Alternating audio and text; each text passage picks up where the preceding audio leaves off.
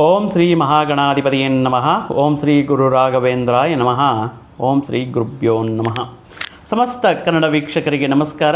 ನೀವು ಮೊದಲನೇ ಬಾರಿ ನಮ್ಮ ಚಾನಲ್ ನೋಡ್ತಾ ಇದ್ದರೆ ದಯವಿಟ್ಟು ಸಬ್ಸ್ಕ್ರೈಬ್ ಮಾಡಿ ಅಂತ ಹೇಳ್ತಾ, ಪ್ರಮುಖವಾಗಿ ಜುಲೈ ಮಾಸದ ದ್ವಾದಶ ರಾಶಿಗಳ ಗೋಚಾರ ಫಲಗಳ ಬಗ್ಗೆ ನಾವು ಈ ವಿಡಿಯೋದಲ್ಲಿ ತಿಳ್ಕೊಳ್ಳೋಣ.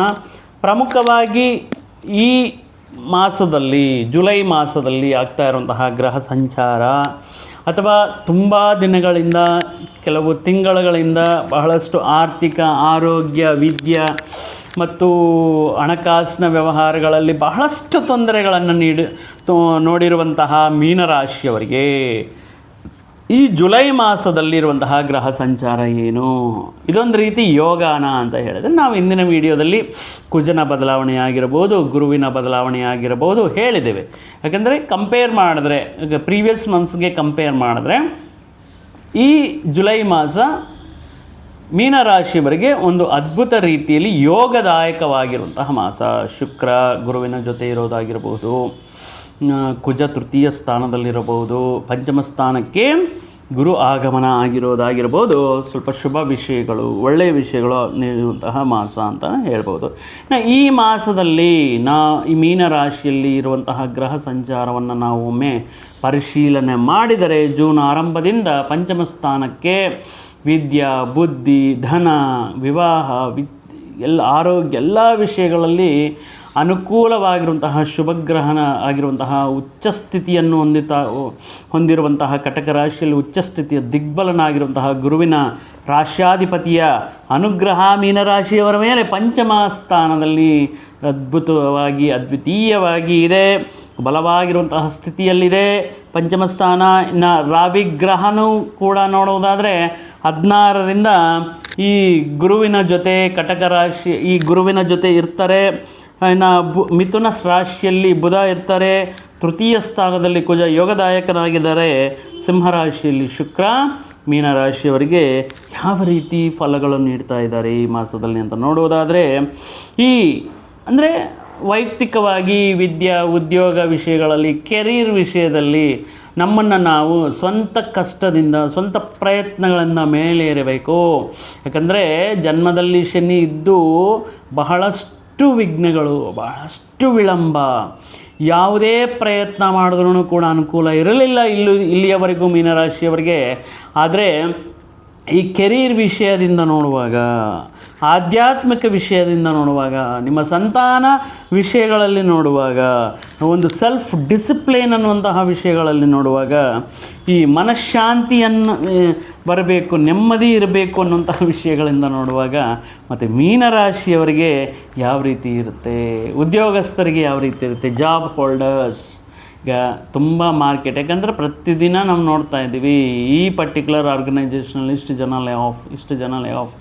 ಆಧುನಿಕವಾಗಿರುವಂತಹ ತಂತ್ರಜ್ಞಾನ ಬಂದಿದೆ, ಬಹಳಷ್ಟು ಹ್ಯೂಮನ್ ರಿಸೋರ್ಸ್ನ ಕಿತ್ಕೊಳ್ತಾ ಇದೆ. ಸೊ ಒಂಥರ ಅಸ್ಥಿರತೆ, ಅನ್ಸ್ಟೆಬಿಲಿಟಿ, ಇನ್ಸೆಕ್ಯೂರಿಟಿ ಇವೆಲ್ಲವೂ ಕಾಡ್ತಾ ಇದೆ. ಮತ್ತು ಉದ್ಯೋಗಸ್ಥರಿಗೆ, ಮೀನರಾಶಿಯವರಿಗೆ ಯಾವ ರೀತಿ ಇರುತ್ತೆ ಅಂದರೆ, ಒಂದು ರೀತಿ ಈ ಜುಲೈ ಮಾಸ ಅನ್ನೋದು ಸಾನುಕೂಲ ಫಲಗಳನ್ನು ನೀಡ್ತಾ ಇದೆ, ಪಾಸಿಟಿವ್ ಆಸ್ಪೆಕ್ಟ್ಸಿಂದ ನೀಡ್ತಾ ಇದೆ.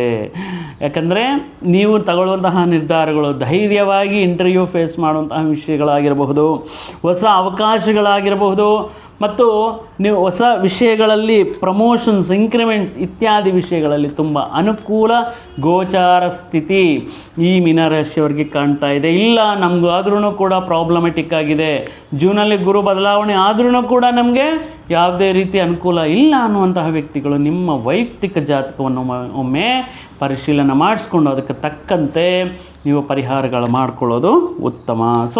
ಬಟ್ ಗೋಚಾರದಿಂದ ನೋಡುವುದಾದರೆ ಒಳ್ಳೆಯ ರೀತಿಯಲ್ಲಿ ಪ್ರಮೋಷನ್ಸ್, ಇಂಕ್ರಿಮೆಂಟ್ಸ್, ಒಂದು ಒಳ್ಳೆಯ ಹೆಸರು, ನೇಮ್, ಫೇಮ್ ಪಡೋದಕ್ಕೆ ಅನುಕೂಲವಾಗಿದೆ. ಯಾಕಂದರೆ ಇಲ್ಲಿ ನೋಡಿ, ಕುಜ ತೃತೀಯ ಸ್ಥಾನ, ಧೈರ್ಯ, ಪರಾಕ್ರಮ ಸ್ಥಾನ, ಶೌರ್ಯ ಸ್ಥಾನದಲ್ಲಿ ಕುಜನ ಸಂಚಾರ ಇರೋದರಿಂದ ಯಾವ ವಿಷಯಕ್ಕೂ ಕೂಡ ಅಂದರೆ ಹಿಂಜರಿಕೆಯಾಗದೆ ಮತ್ತು ಸ್ಟೆಪ್ ಬ್ಯಾಕ್ ಆಗದೆ ಧೈರ್ಯವಾಗಿ ನಿರ್ಧಾರಗಳು ತಗೊಳ್ಳುವಂತಹ ಶಕ್ತಿ, ಸಾಮರ್ಥ್ಯಗಳು, ಧೈರ್ಯವಾಗಿ ಕೆಲವೊಂದು ವಿಷಯಗಳನ್ನು ನಿಮ್ಮನ್ನು ನೀವು ಪ್ರೂವ್ ಮಾಡ್ಕೋಬೇಕು ಅನ್ನುವಂತಹ ವಿಷಯಗಳು ಅನುಕೂಲವಾಗಿರುತ್ತೆ. ಇನ್ನು ಈ ಸಂದರ್ಭದಲ್ಲಿ ಹೊಸ ಪ್ರಯತ್ನಗಳು, ಹೊಸ ಅಗ್ರಿಮೆಂಟು, ಹೊಸ ಜವಾಬ್ದಾರಿಗಳನ್ನು ತಗೊಂಡು ಅದನ್ನು ಸಕ್ಸಸ್ಫುಲ್ಲಾಗಿ ಅದನ್ನು ಕಂಪ್ಲೀಟ್ ಮಾಡುವಂತಹ ಯೋಗ ಈ ಜೂಲೈ ಮಾಸದಲ್ಲಿ ಅನುಕೂಲವಾಗಿರುತ್ತೆ. ಧೈರ್ಯವಾಗಿ ನಿರ್ಧಾರಗಳು ತಗೊಳ್ತೀರಾ.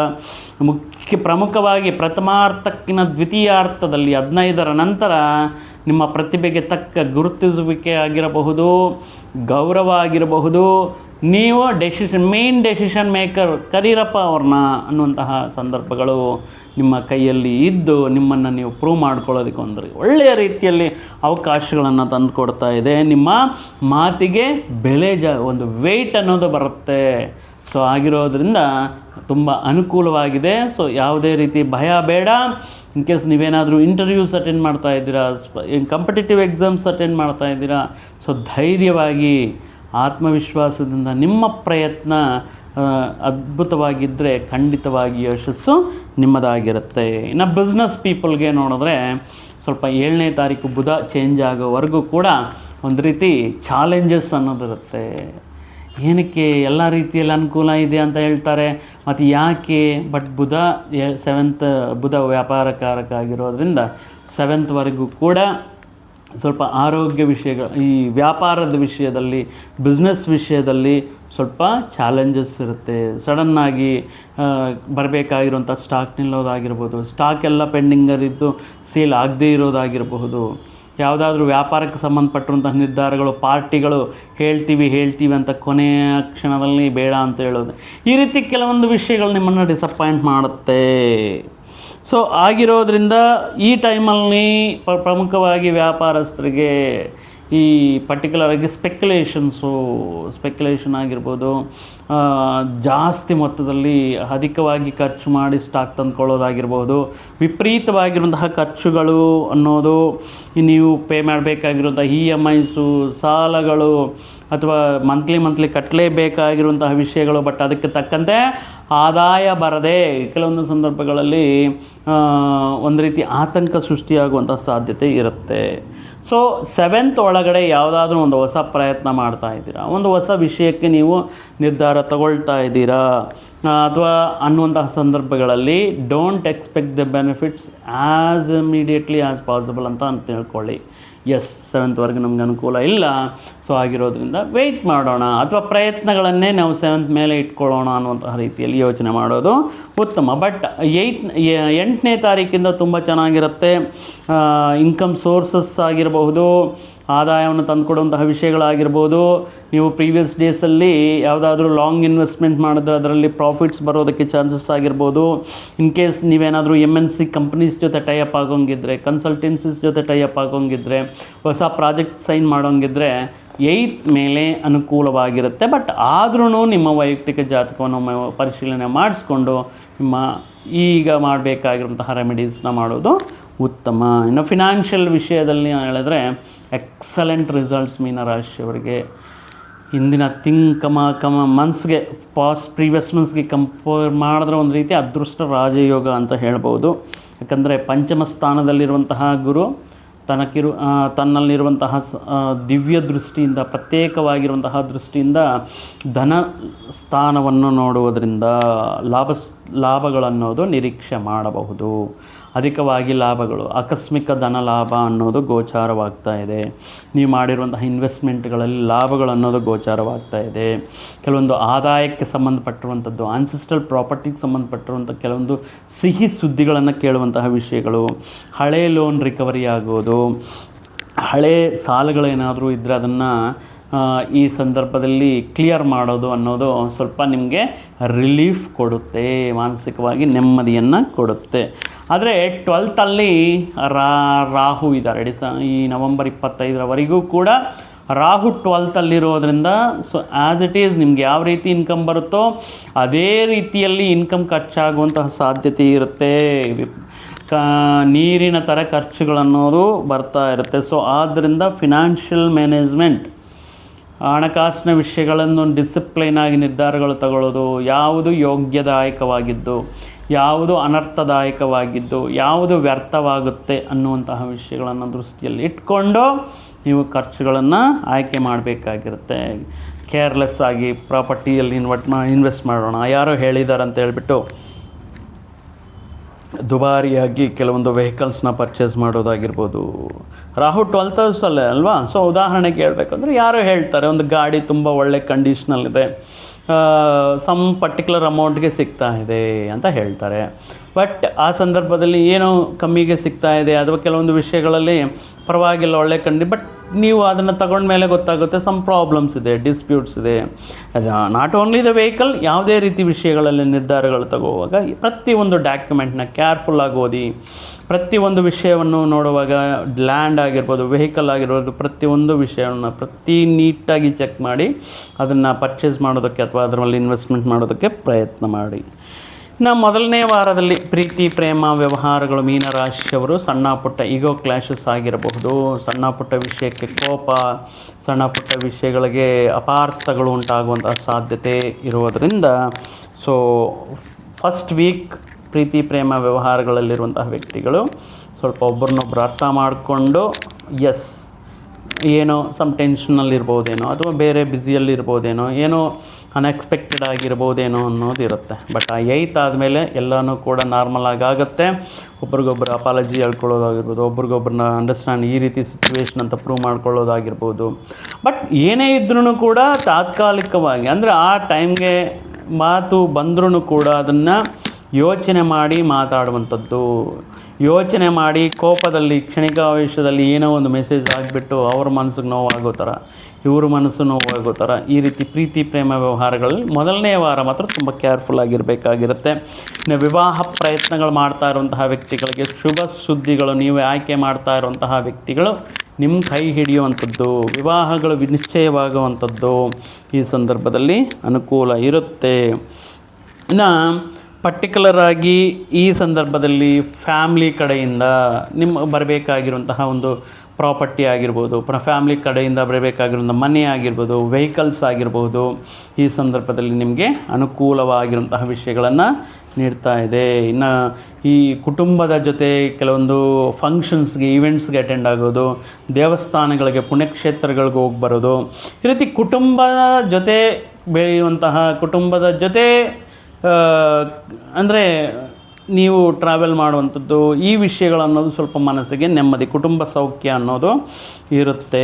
ಸಂತಾನದ ಮುಖಾಂತರ ಒಳ್ಳೆಯ ನ್ಯೂಸ್ ಪಡೆಯೋದಕ್ಕೆ ಅಂದರೆ ಪರ್ಟಿಕ್ಯುಲರಾಗಿ ಅವ್ರ ವಿದ್ಯಾರ್ಥಿಗಳಿಗಿದ್ದರೆ ಒಳ್ಳೆಯ ವಿದ್ಯಾಲಯದಲ್ಲಿ ಸೀಟ್ ಬರೋದಾಗಿರ್ಬೋದು, ಉತ್ತಮ ಅಂಕಗಳನ್ನು ಪಡೆದು ಫ್ರೀ ಸೀಟ್ ತಗೊಳ್ಳೋದಾಗಿರಬಹುದು. ಪರ್ಟಿಕ್ಯುಲರಾಗಿ ಈ ಸಂದರ್ಭದಲ್ಲಿ ಕೆಲವೊಂದು ಹೊಸ ಕಾಲೇಜು, ಹೊಸ ಫ್ರೆಂಡ್ಸು, ಹೊಸ ಸರ್ಕಲ್, ಹೊಸ ನೆಟ್ವರ್ಕು, ವಿದ್ಯಾರ್ಥಿಗಳಿಗೆ ಹೊಸ ವಾತಾವರಣ ಸ್ವಲ್ಪ ಅಡ್ಜಸ್ಟ್ ಆಗಲಿಕ್ಕೆ ಟೈಮ್ ಹಿಡಿಯುತ್ತೆ. ಆದರೆ ಈ ರೀತಿ ಒಂದು ಆಹ್ಲಾದಕರವಾಗಿರುವಂಥ ಉತ್ಸಾಹದಿಂದ ತುಂಬಿರುವಂತಹ ವಾತಾವರಣ ವಿದ್ಯಾರ್ಥಿಗಳಿಗೆ ಗೋಚಾರವಾಗ್ತಾ ಇದೆ. ಆರೋಗ್ಯದಿಂದ ನೋಡೋದಾದರೆ ಹೆಲ್ತ್ ತುಂಬ ಚೆನ್ನಾಗಿದೆ. ಆದರೆ ಈಗ ಲಗ್ನದಲ್ಲೇ ಶನಿ ಇರೋದರಿಂದ ಕಾಮನ್ ಈ ಸಯಾಟಿಕ್ ಆಗಿರ್ಬೋದು, ಬೆನ್ನು ಮೂಳೆಗೆ ಸಂಬಂಧಪಟ್ಟಂಥ ಆರೋಗ್ಯ ಸಮಸ್ಯೆಗಳು, ಕಾಲಿಗೆ ಸಂಬಂಧಪಟ್ಟಿರುವಂತಹ ಆರೋಗ್ಯ ಸಮಸ್ಯೆಗಳು, ಹುಷಾರು. ವಾಹನಗಳು ಡ್ರೈವ್ ಮಾಡುವಾಗ ಫೋನಲ್ಲಿ ಮಾತಾಡ್ತಾ ಡ್ರೈವ್ ಮಾಡೋದು, ಹೆಲ್ಮೆಟ್ ಧಾರಣೆ ಇಲ್ಲದೆ ಡ್ರೈವ್ ಮಾಡೋದು, ರೆಕ್ಲೆಸ್ ಡ್ರೈವಿಂಗ್ನ ದಯವಿಟ್ಟು ನೀವು ಈ ಶನಿ ಬದಲಾವಣೆ ಆಗೋವರೆಗೂ ಯು ಹ್ಯಾವ್ ಟು ಅವಾಯ್ಡ್. ತುಂಬ ಇಂಪಾರ್ಟೆಂಟ್. ಏನೋ ತುಂಬ ದಿನಗಳ ಮೇಲೆ ಒಂಥರ ಧೈರ್ಯ ಬಂದಿದೆ, ಸೊ ನೋಡೋಣ, ರಿಸ್ಕ್ ಇರುವಂತಹ ವಿಷಯಗಳು, ಯಾವುದರಲ್ಲಿ ರಿಸ್ಕ್ ತಗೋಬೇಕು, ಯಾವುದರಲ್ಲಿ ಧೈರ್ಯ ತೋರಿಸ್ಬೇಕು ಅನ್ನುವಂತಹ ವಿಷಯಗಳು ನೆನಪಿಟ್ಕೊಳ್ಳಿ. ರೆಕ್ಲೆಸ್ ಡ್ರೈವಿಂಗು ಅಥವಾ ನಿಮ್ಮ ವಾಹನ ಬೇರೆ ವಾಹನಕ್ಕೆ ಹೋಗೋದು, ಅಥವಾ ಸ್ಪೀಡಾಗಿ ಹೋಗಿ ಮಧ್ಯದಲ್ಲಿ ನಿಲ್ಲಿಸಿ ನಿಮ್ಮ ಪೆನಾಲ್ಟಿ ಆಗೋದು, ಈ ರೀತಿ ವಿಷಯಗಳಿರೋದ್ರಿಂದ ಸ್ವಲ್ಪ ಇರಿ. ಮೇಯ್ನ್ಲಿ ಏನಪ್ಪ ಅಂದರೆ ಈ ಟೈಮಲ್ಲಿ ಲಗ್ನದಲ್ಲಿ ಶನಿ ಪರಮಾತ್ಮ ಇರೋದ್ರಿಂದ ಅವಕಾಶಗಳು ಬರುತ್ತೆ, ನಿಮ್ಮನ್ನು ನೀವು ಪ್ರೂವ್ ಮಾಡ್ಕೊಳ್ಳುವಂತಹ ವಿಷಯಗಳು ನಡೆಯುತ್ತೆ. ಆದರೆ ನೀವು ಅದನ್ನು ಎಷ್ಟರ ಮಟ್ಟಿಗೆ ಯುಟಿಲೈಸ್ ಮಾಡ್ಕೊಳ್ತೀರಾ. ಇವತ್ತು ರಿಪ್ಲೈ ಮಾಡಬೇಕಾ, ನೋಡೋಣ, ನಾಳೆ ಮಾಡೋಣ. ಯಾರಾದರೂ ಇವತ್ತು ಫೋನ್ ಮಾಡಿರ್ತಾರೆ ಅಂದ್ಕೊಳ್ಳಿ, ಸರಿ ಸರ್ ನಾಳೆ ಇಂಟರ್ವ್ಯೂ ಅಟೆಂಡ್ ಮಾಡ್ತೀನಿ, ನಾಳೆ ಮಾಡ್ತೀನಿ. ಈ ರೀತಿ ಲೇಜಿನೆಸ್ ಬೇಡ.